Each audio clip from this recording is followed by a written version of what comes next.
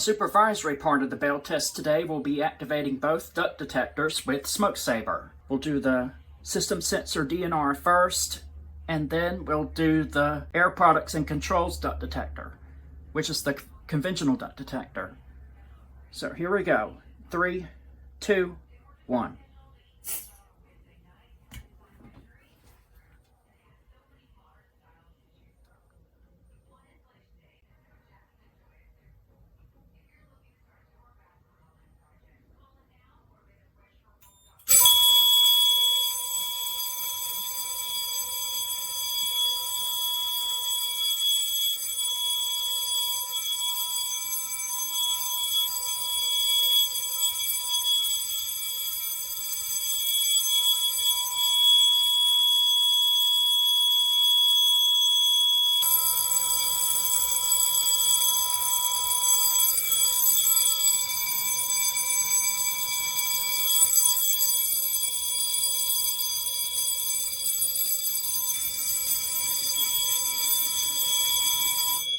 And now we will re-alarm again with the air products and controls duct detector.